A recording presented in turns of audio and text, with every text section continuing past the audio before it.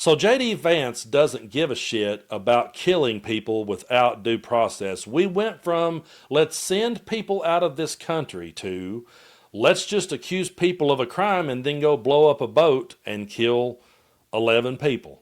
Folks, that's where we're at, and it's truly terrifying that now we live in a world where not only can you be sent out of this country without due process, but if they think you're a drug dealer or they think you're a terrorist without any evidence, without providing any evidence, without telling the American people anything about it, they can just randomly go down to the Caribbean and blow up a Venezuelan boat and come back and tell you, yeah, we did it and we're proud of ourselves.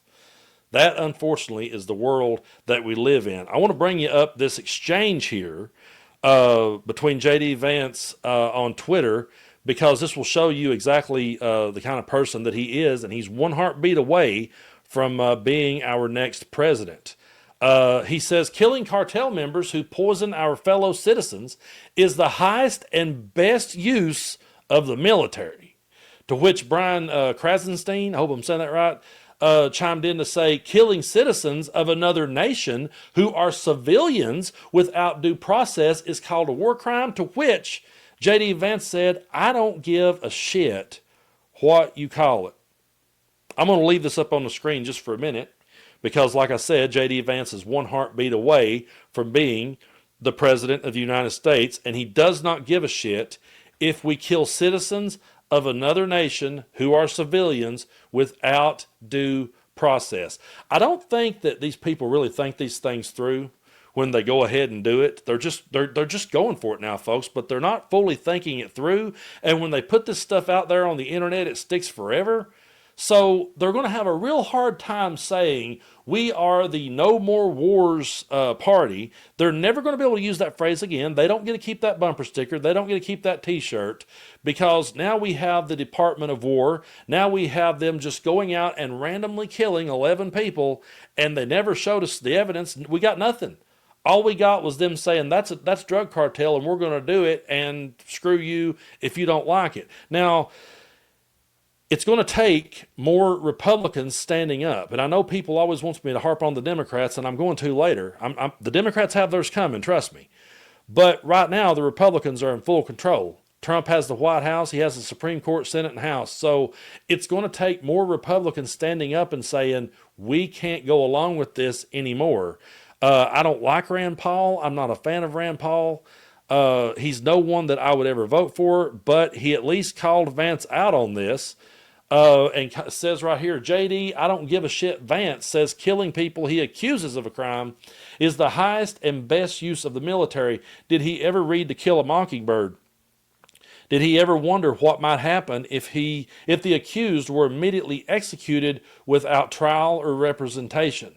What a despicable and thoughtless sentiment it is to glorify killing someone without a trial. And right here, that last line, I agree with Rand Paul wholeheartedly. It truly is a despicable and thoughtless sentiment to glorify killing someone without a trial. What separated us from authoritarian countries, what separated us from dictators, is that we had due process. People were innocent until proven guilty. You didn't just go out and randomly kill 11 people because you say that they're guilty. You prove that they're guilty. And the fact that we have now gotten away from this is one of those things that we cannot normalize and sane wash, folks. If we normalize and sane wash this and let them slide with this, they've already realized they can get away with anything. It's going to continue to get a whole lot worse. I hate to tell you that. I don't want to say that, but I have to be real with you. I can't sit here and bullshit you and say that, oh, this administration is going to get better. Just give them time. It'll be okay. We'll be all right. No, I can't. I can't say that any of us would ever get a fair trial or anyone will ever get a fair trial again as long as these people are in charge. And the thing about J.D. Vance that we should really zero in and focus on is J.D. Vance is a guy who can speak in a manner that will trick and brainwash people even further later on. And what I mean by that is Donald Trump is over the top. He shares all the ridiculous memes. He puts all the ridiculous stuff out on Twitter. He makes all the ridiculous claims and just absolutely throws shit at the wall. But JD has a way of speaking where he sounds sane. He has a way of speaking in a low-key manner to where I could so see people, once Trump's gone and Vance steps forward, I could so see people going like, well, yeah, he ain't as bad as Trump. He ain't as bad as Trump. He's more laid back than Trump. At least he ain't a Democrat. The crowd of people that says, at least he ain't a Democrat, has got us into more shit in this country than any other group of people. That mentality of, at least he ain't a Democrat, is why we're sitting here today. It was because we ran a Democrat and we ran a woman, and that was too much for all the rednecks up the holler. They couldn't stand the thought of being led by an intelligent lady of color. So what did they do? They ran out and voted for a dictator. And now that the shit's hitting the fan, they will one day look around and they'll go, well, JD's more laid back. He's more calm, cool, and collected. And in a way, that's even more dangerous than Trump.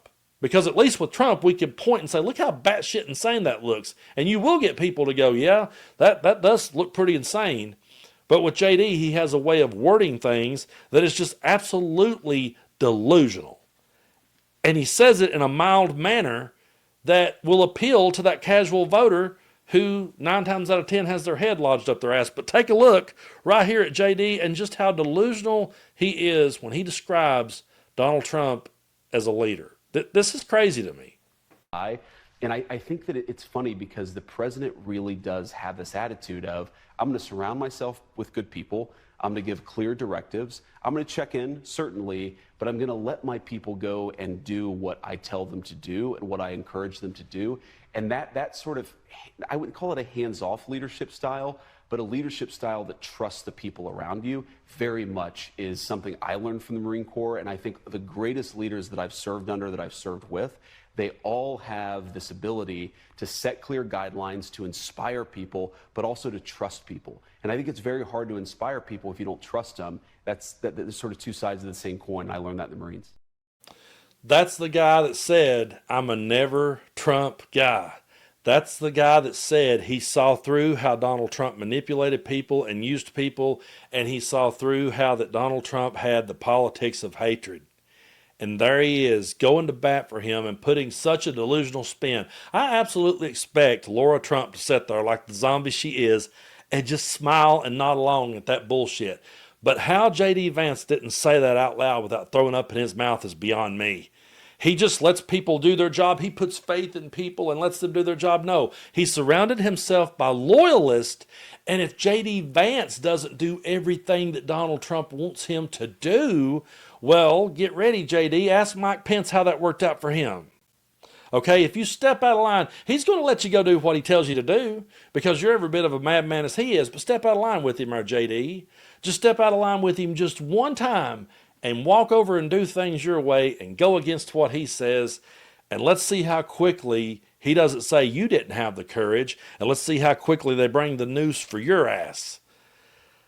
But if you thought that was delusional, this next one is hard to watch because J.D. Vance is a veteran. And the fact that he could say this about Donald Trump as a veteran is one of the most disgusting things I do believe I've ever seen. Here's the bad news, Laura. The bad news is that was the wrong clip. It would not have shocked me if I had learned after knowing him that your father-in-law had been in the Marine Corps because, and of course he didn't serve in the Marines, but he has a very Marine Corps style of leadership where he's very willing to delegate and he trusts certain people. And when he trusts those people, he's willing to give them a task and say, go and do it, come back to me and report in a week. Whether you're a Lance Corporal or you're the Commandant of the Marine Corps, everybody has a few people that report to them. Everybody has a critical task that they have to do. And everybody is a critical part of that chain that connects us from the lowest of the low to the highest of the high. Donald Trump was a draft dodger. Donald Trump was a draft dodger. Let me say it one more time. He was a draft dodger. And someone who served our country just compared him to the Marines. and said that that kind of temperament is what you would see in the United States Marines. Donald Trump would not have lasted 5 minutes. He wouldn't have made it through basic training. He wouldn't last one day in the Marines or any branch of the American military. That's why he's out here flexing now like the dictator that he's pretending to be. This is why he's doing that. To say that he reminds you, you wouldn't be surprised, you would have thought he was a Marine. How can you say that and slap everyone that ever put the uniform on right dead in the face? That's what I mean when I say J.D. Vance is more dangerous than Trump, because he can sit there and say that in a way that will get people to nodding along with it. And if you think those were delusions, the two clips I just played you, I'll get the clips right in the right order here in a second. But take a look at this next one, where he says that people aren't mad. They're supporters. They're voters. They're just they're not mad. Take a look.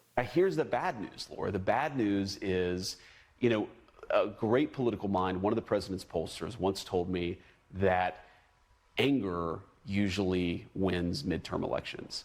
And because we've done so much what we said that we were going to do, our people aren't angry. They look at the president, they look at the administration, and they're happy with what we're doing. He's right about one thing. They're happy with what Donald Trump is doing. They're happy that he's governing like a dictator. They're happy that he's putting the military on the streets. They're happy that he's killing innocent people without due process. They're happy for all that because they're deranged.